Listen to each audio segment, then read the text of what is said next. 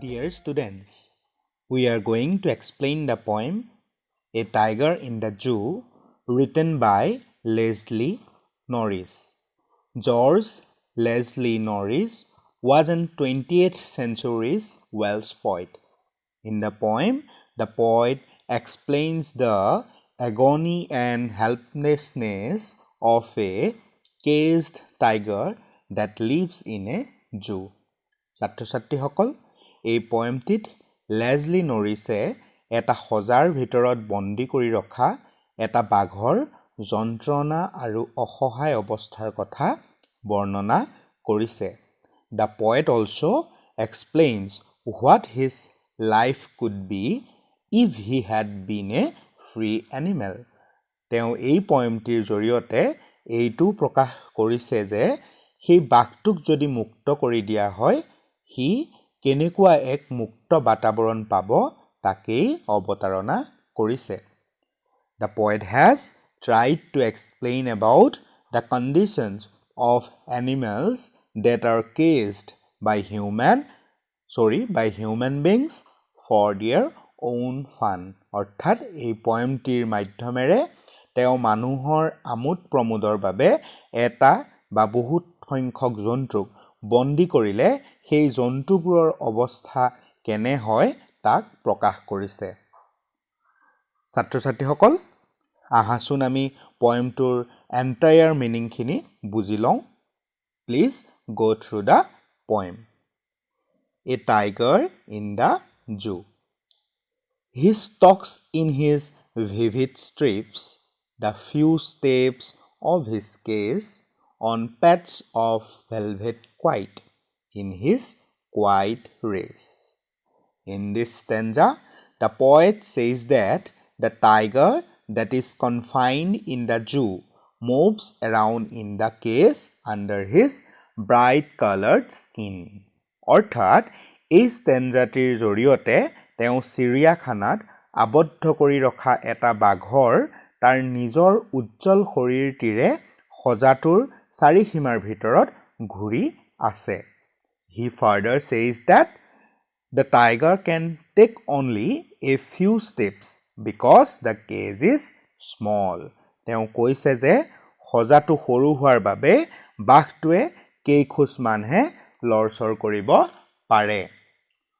One can't hear his footsteps because he has very soft feet. অৰ্থাৎ তাৰ ভৰিকেইখন মিহি আৰু কোমল হোৱাৰ বাবে কোনেও তাৰ খোজৰ শব্দ শুনা নাপায়. The tiger tries to control his anger by quietly walking in the limited area of his cage. অৰ্থাৎ বাঘটোৱে সেই সজাটিৰ ভিতৰত লৰচৰ কৰিয়েই তাৰ খং দমন কৰিব বিচাৰিছে. অৰ্থাৎ সীমিত যিটো অৱস্থা, সীমিত সেই সজাটোৰ ভিতৰত তাৰ অলপমান লৰচৰ কৰিয়েই তাৰ খংটি দমন কৰিব বিচাৰিছিল. He is angry because he is not free. He should be lurking in shadow, sliding through long grass, near the water hole where plum deer pass. In the second stanza, the poet says that if this tiger was free, he would have hid himself behind the long grass near the water bodies so that he could easily catch a deer. অৰ্থাৎ বাঘটো যদি মুক্ত হ'লহেঁতেন তেতিয়া সি জোপোহা ঘাঁহনিত নিজকে লুকুৱাই ৰাখি হৰিণা চিকাৰ কৰিলেহেঁতেন. Basically, the poet wants to say that the actual life of a tiger is to live in jungle. আচলতে তেওঁ এইটোৱে ক'ব বিচাৰিছে যে বাঘ বা অন্য জন্তুবোৰৰ আচল আশ্ৰয়স্থল হৈছে অৰণ্য বা জংঘল, সজাৰ ভিতৰত নহয়.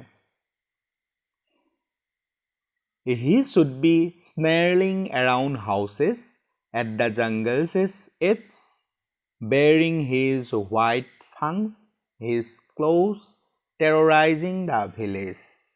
In the third stanza, the poet says that if the tiger would have been free, he would snarled around the houses located at the outside of the forest. অৰ্থাৎ যদি বাঘটো মুক্ত হ'লহেঁতেন সি অৰণ্যৰ কাষৰ মানুহবোৰৰ ঘৰবোৰৰ চাৰিওফালে গুজৰি থাকিলহেঁতেন. He would terrorize the people with his sharp tooth and claws. He তাৰ চোকা দাঁত আৰু হাতুৰাৰে মানুহবোৰৰ মাজত সন্ত্ৰাসৰ সৃষ্টি কৰিলহেঁতেন. But he is locked in a concrete cell, his strength behind bars, stalking the length of his case, ignoring visitors. In the fourth stanza, the poet comes to the reality of the tiger that is inside the case. অৰ্থাৎ শেষৰ ষ্টেঞ্জাটিত তেওঁ বাঘটিৰ আচল অৱস্থাটি অৰ্থাৎ কেজৰ ভিতৰত থকা অৱস্থাটিলৈ ঘূৰি আহিছে. He says that the tiger is confined in a strong cell which is made of strong building materials. তেওঁ কৈছে যে বাঘটো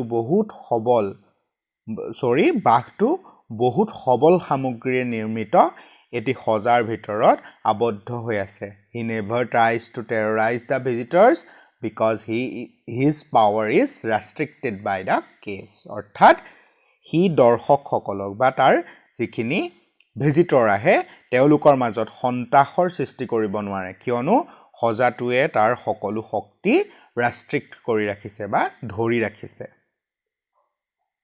In the last stanza, he hears the last voice at the night, the patrolling cars, and stares with his brilliant eyes at the beautiful stars.